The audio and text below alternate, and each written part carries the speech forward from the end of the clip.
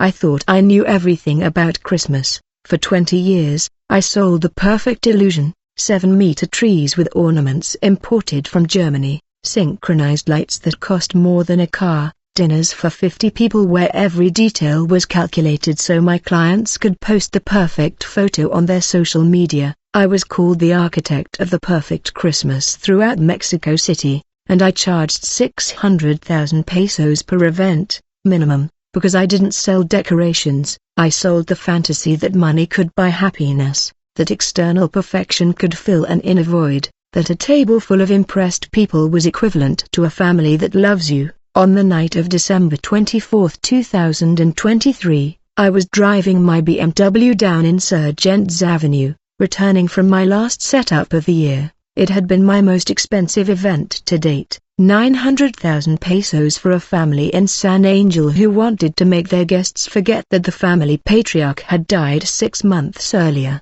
They literally asked me to create such a dazzling Christmas that no one could think about his absence. I hired mariachis dressed in white and gold. I installed an artificial snow machine that covered the entire garden. I imported a Santa Claus from New York who charged $1,000 an hour. The widow hugged me crying when she saw the result. "It's perfect," she told me. "It's as if he never left." While driving, I checked my bank account on my cell phone at every stoplight. 2,300,000 pesos profit. By December alone, I had already reserved the apartment in Polanco I wanted, the one with a complete view of Chapultepec Forest, the one I was going to rub in the faces of all those who said that a kid from Nezahualcóyotl would never amount to anything. My parents hadn't spoken to me in 5 years ever since I told them their Christmases of tacos and punch were pathetic compared to what I was building. "You've become a stranger," my mom had told me the last time I saw her.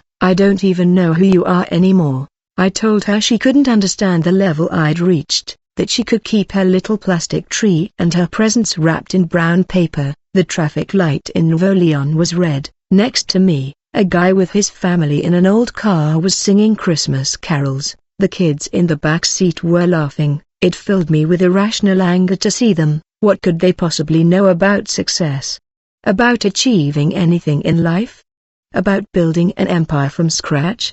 I accelerated when the light changed, leaving them behind in a cloud of exhaust fumes from my sporty engine. I didn't see the truck that ran the red light in Cratero. I only felt the brutal impact on the driver's side, the sound of metal shattering, my head hitting something hard, and then the smell of gasoline and blood mixing in my mouth. The BMW rolled 3 times. I was left hanging from the seatbelt. The car's roof was the floor, and glass was embedded in my face. I tried to move, but my body wouldn't respond.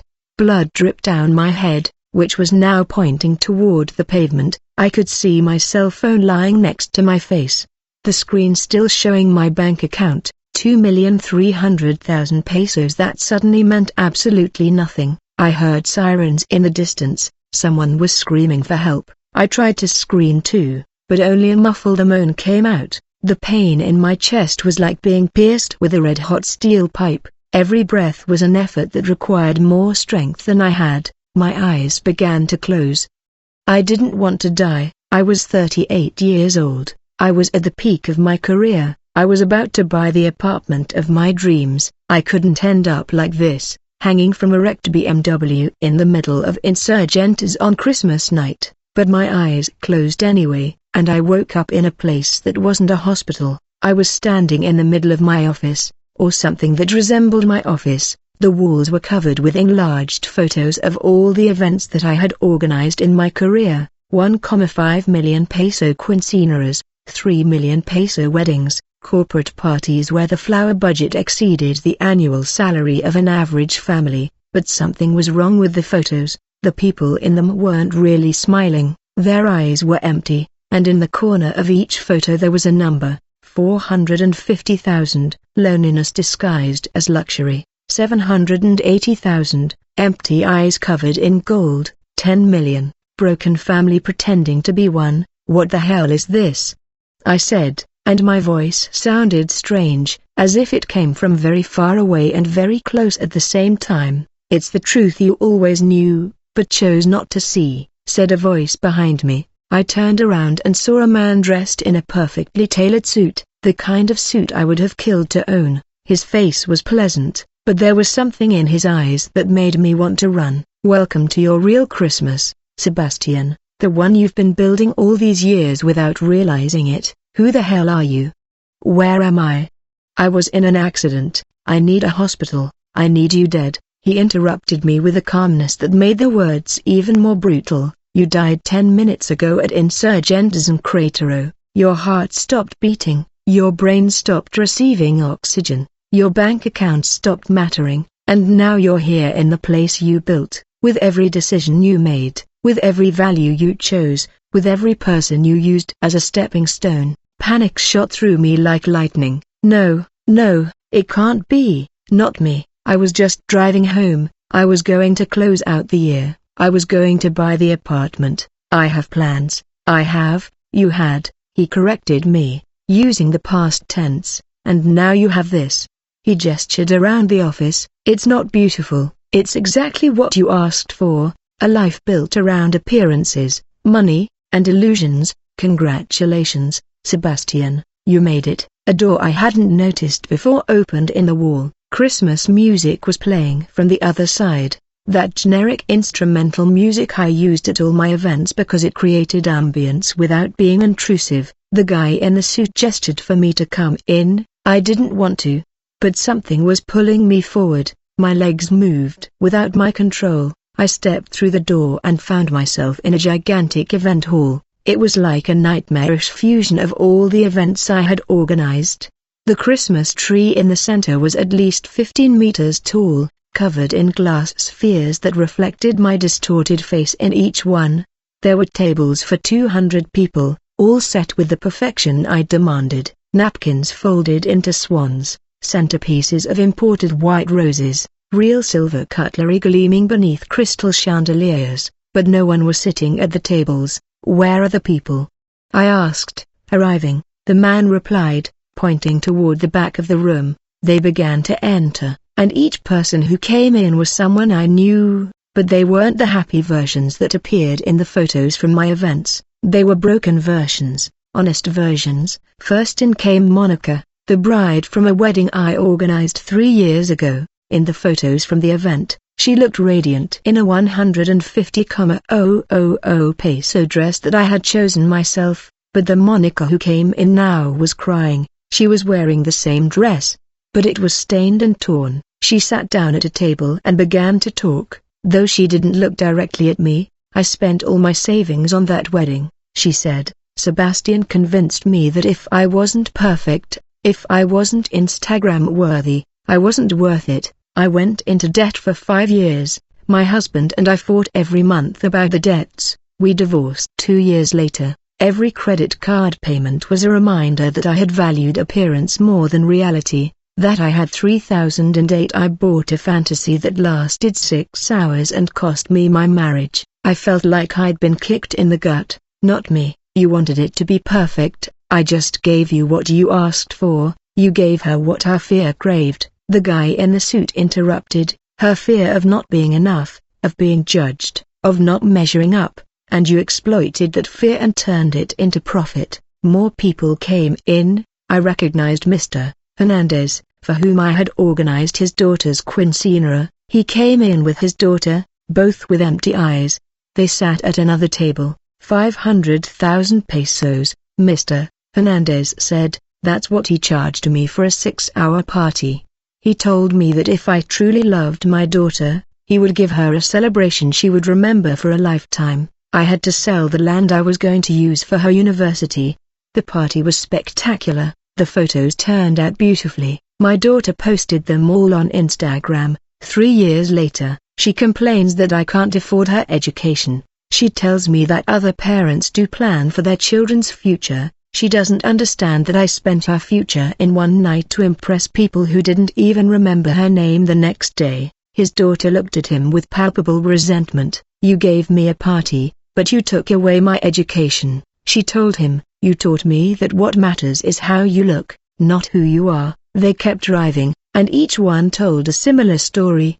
Debts that destroyed families, impossible expectations that ruined relationships, distorted values that poisoned generations, and I had been the architect of it all. I had been the one selling the lie wrapped in gold paper, but I didn't force them. I tried to defend myself, even though my voice sounded hollow to me. They made their own decisions. I only offered a service, a service.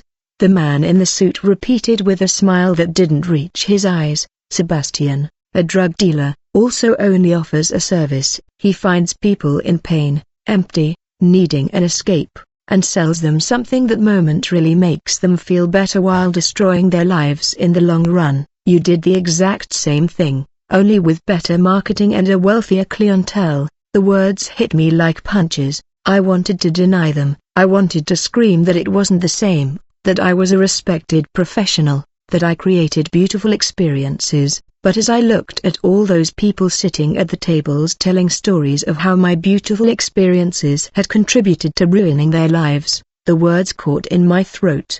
The room started to fill up more and more. There must have been 100 people by now, then 200, and they kept coming. Every client I'd ever had, every person who'd ever paid me to create an illusion, and behind every client came the people who had been affected by the decisions I'd influenced. Spouses resentful of debt, children who grew up believing that love is measured by the price of a party, families divided by competition for social status. How many? I asked, my voice breaking. How many lives did I touch like that? 517 direct clients, the man replied. 8,342 people indirectly affected, children who learned the wrong values, couples who separated due to financial pressure, families who stopped speaking to each other because of comparisons and envy that you helped fuel. My legs gave way. I fell to my knees in the middle of the room.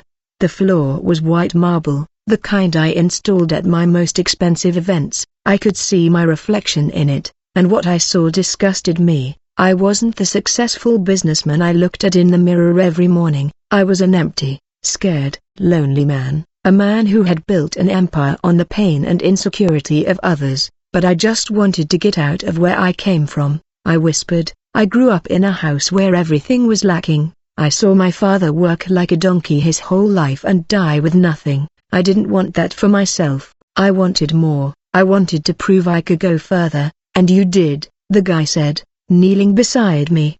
His voice was softer now, almost compassionate. You went too far, Sebastian, so far that you left behind everything that truly mattered. Your family missed you every Christmas. Your mom set your plate on the table every December 24th until she died 2 years ago, waiting for you to come back. Did you know that? She died of cancer, and you never found out because you blocked her number.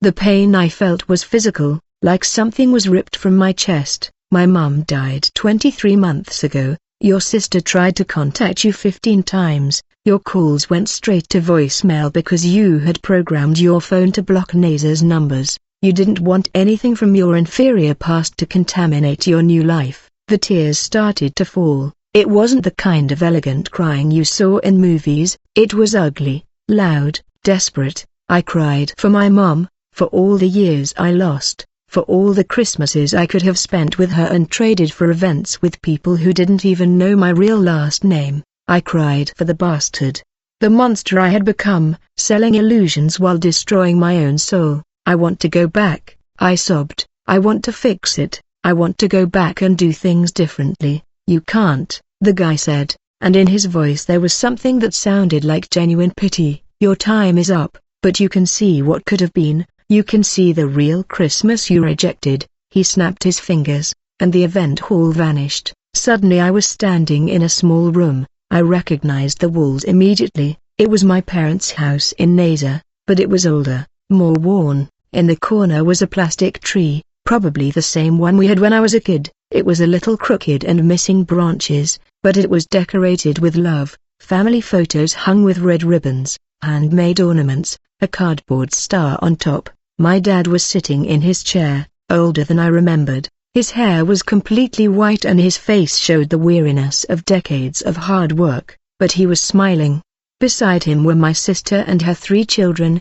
The children were playing with toys that looked cheap, but their laughter was genuine. full of a happiness I had forgotten existed. On the table there was food. It wasn't the 5-course banquet I organized for my clients. It was stewed tacos, rice, beans, and punch in a plastic pitcher. But the way they shared the food, passing the plates, serving each other, was something I had never seen at any of my 100,000 peso per plate events. "This is what you missed," said the guy stood next to me. "This was your real Christmas. This is what you traded for glass ornaments and imported rose centerpieces." My sister raised a glass of soda. "To Mom," she said, and her voice cracked a little, "may she rest in peace, and to Sebastian wherever he is, I hope someday he realizes that what he left behind was worth more than all the gold in the world." Everyone toasted. The children asked about me. They asked why Uncle Sebastian never came to visit. My dad just shakes his head. "Your uncle is lost," my son told the oldest, "but someday I hope he'll find himself." Seeing that was worse than all the reproaches in the reception hall, because there was no anger in their voices, only sadness, wounded love, the hope that someday I would be the person they remembered, and I had killed that hope year after year, Christmas after Christmas, choosing money over love, choosing illusion over reality, choosing emptiness disguised as success over the true wealth of a family that loved me despite everything. "What were you really selling, Sebastian?" the guy asked. "When someone paid you 500,000 pesos for a party, what were you really selling them?" I thought about it. I really thought about it for the first time in my life. I was selling them the idea that they could buy what they really needed. I answered slowly. I was selling them the lie that money could replace love, connection, meaning. I was selling them a way to avoid facing their real emptiness, and in doing so, what were you selling yourself? The question shattered me because the answer was obvious. I was selling myself the same lie. I convinced myself that material success would compensate for the absence of everything else, that a full bank account would fill the hole in my soul, that impressing strangers would replace the love of the people who truly knew me. The scene at my parents' house faded, and I was back in the event hall. But now it was empty except for a table in the center. On that table were two things: a photo of me with my family when I was 10 years old, all smiling at a humble but genuine Christmas, and a thick folder of documents. "What's that?" I asked. "Your legacy," the man replied, "all the contracts you signed, all the events you organized. In life, you thought this was your great achievement. Do you want to know what it really is?" He opened the folder. The contracts began to transform. The words changed before my eyes. Contract to sell the illusion of happiness, agreement to exploit insecurities, invoice for destruction of family priorities, receipt for distortion of values. "This is your real work," he said. "This is what you built. You weren't a creator of beautiful experiences, you were a merchant of emptiness, a seller of well-packaged lies, and the worst part is, you knew it. On some deep level, you always knew it." He was right. I always knew it. Every time a client told me they'd gone into debt to pay for my event, I felt a pang of discomfort that I quickly smothered with justifications. Every time I saw families arguing over the cost of my services, I looked away and focused on the bank deposit. Every time I turned down a client with a modest budget, telling them that my level of service required a certain minimum investment, I knew he was measuring human worth in dollars. What would have happened if I had chosen differently? I asked, if I had valued my family, if I had used my talent to create something real instead of illusions. The guy looked at me with something that might have been pity. "I can't show you that. That timeline died with every decision you made. But I can tell you this, the Christmas you knew, the one you sold, that never really existed. It was a marketing product, a collective illusion. Real Christmas is what you saw in your family's house. It's imperfect love, but genuine. It's tacos instead of lobster, but shared with people who know and love you, not for what you can buy, but for who you are. It's a crooked tree, but decorated with memories of a lifetime. It's presents, not presents. It's the invisible that truly matters, not the visible that impresses." I looked around the empty hall with its perfect tables that would never feed anyone, with its gigantic tree that meant nothing, with its hollow beauty that only reflected my own emptiness, and I finally understood what I had missed. I hadn't missed expensive dinners or glamorous events. I had lost myself. I had literally sold my soul for the illusion of success. And now what? I asked. This is hell, to stay here forever watching what I destroyed. Hell, the guy said slowly. It's realizing too late that you had heaven all along and traded it for shiny garbage. Hell is finally understanding what matters when you can't do anything about it anymore. Hell is this knowledge, this brutal clarity that comes when the game is over. The tears started falling again. I'm sorry, I whispered. I'm so sorry. I wish I could tell my family how sorry I am. I wish I could tell every customer I'm sorry for feeding their worst instincts. I wish I could turn back time. You can't, the guy said, and then, after a pause that seemed to last eternities, he added, but there is something you can do. What? You can keep this knowledge, you can carry it with you, and if you're ever given a second chance, one you don't deserve, but that the universe sometimes grants for reasons no one understands, you can choose differently, but it has to be a choice born from pain, from true humility, not from the calculation of what's best for you. I didn't understand what he meant. But then the room began to fade, everything turned white, then black, then an emptiness that was nothing and everything at the same time. I heard distant sounds, machine beeps, urgent voices, someone shouting, he's coming back, his heart is beating again. I woke up in a hospital bed. The pain was unbearable. I had tubes everywhere, my body was broken in places I didn't know could be broken. A nurse screamed in surprise and ran out. A minute later, a doctor rushed in. Mr. Hernandez, he said, and it took me a moment to realize that was my real last name, the one I had stopped using years ago, preferring only Sebastian on my business cards.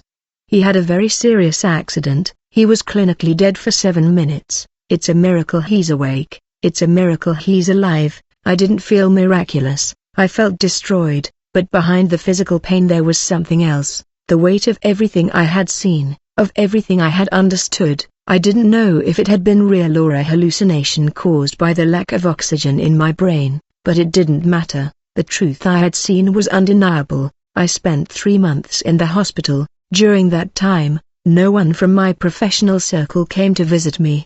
The clients who had adored me didn't even know I existed beyond the events I organized. But my sister came. She heard about the accident on the news and came. Despite all the years of silence and rejection, when I saw her walk into I burst into tears in the room. I'm sorry, was all I could manage to say. I'm so sorry. She cried too. She hugged me gently, avoiding my broken ribs. I thought I'd lost you, she said, just like I lost to Mom without you knowing. They told me.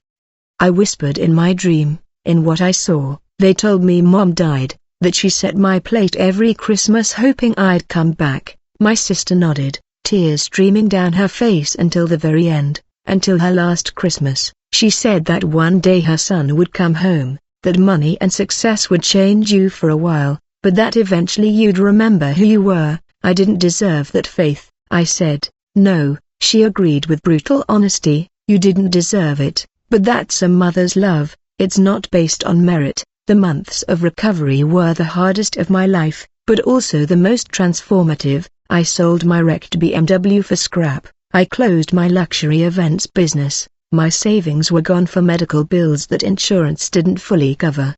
The apartment in Polanco passed into other hands. Everything I had built crumbled, and it was the best thing that could have happened to me. When I finally left the hospital, I went straight to Nasa, to my family's house. The same house I had sworn never to set foot in again. My dad opened the door, stood there, staring at me as if I were a ghost. He was older, more tired, but his eyes were still the same eyes I remembered from my childhood. Dad, I said, my voice breaking, I've come to ask your forgiveness for everything, for every year one wasn't there, for every Christmas I wasted, for telling you your life was worthless, for being so lost I forgot what truly matters.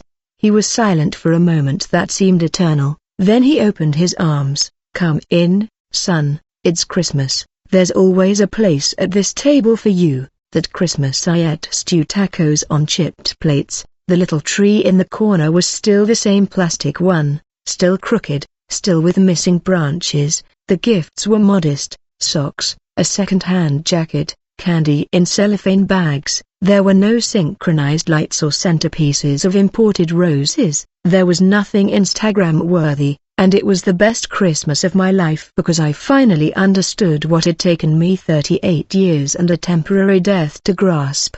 The Christmas I knew, the one I sold, the one I built for others, never truly existed. It was just a product, a fantasy, a glittering distraction from the emptiness.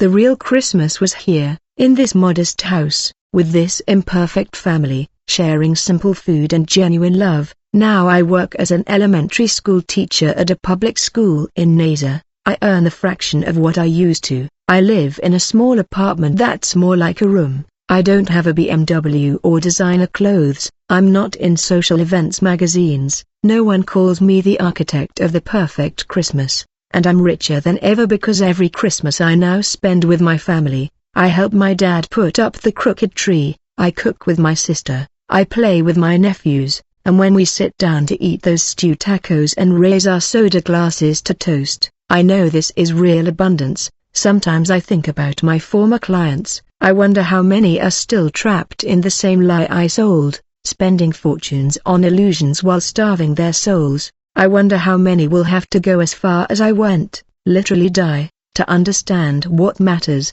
And I think about what that the guy in the suit told me in that vision or dream, or whatever it was, that hell is realizing things too late. I was lucky. I realized it in time. I had a second chance I didn't deserve. But there are millions of people living right now what I lived through, selling their souls for illusions, believing that material success will fill the spiritual void, chasing a version of happiness that only exists in advertisements and on social media. Christmas, as you know it, probably doesn't exist. What you call Christmas is probably a product you were sold, a fantasy you bought into, an illusion you chase year after year, hoping it will finally make you feel whole. But it never will. It will, because wholeness doesn't come in wrapped boxes or on perfectly decorated tables. It comes from genuine connections, from imperfect but real love, from being present with the people who matter. I had to go to hell to learn that. I literally had to die, see the destruction I caused, face the emptiness of everything I built to finally understand what was always right in front of me. Don't wait to die to understand it. Don't waste decades chasing shadows while ignoring the substance. Don't sell your soul for success, which in the end is only measured in numbers that cease to matter the moment your heart stops beating. This Christmas, look beyond the lights and glitter. Look at the people around you. Value what is simple, genuine, imperfect but real. Because that's all you take with you. That's all that matters when everything else fades away. And if you ever find yourself valuing the perfect photo more than the real moment, the impression you make on others more than the genuine connection, the cost of the celebration more than the meaning of what you're celebrating, remember my story. Remember that a man had to die and see the hell of his own making to understand something that should be obvious. That true Christmas, true life, true love can't be bought, can't be organized. They aren't staged as events, they outlived, experienced, and built day by day with presence, attention, and the courage to value the invisible over the visible. Because in the end, when your time is up and you look back, the only things that will matter are the moments you lived truly present, the people you genuinely loved, and the times you chose substance over shadow, reality over illusion, love over ego. And if you're lucky, you'll reach that understanding before it's too late, like me, through a miracle I didn't deserve, but which was given to me anyway. This is my story, this is my truth, this is the Christmas I learned in hell, the real one, the one that was always there, waiting for me to finally open my eyes and see it.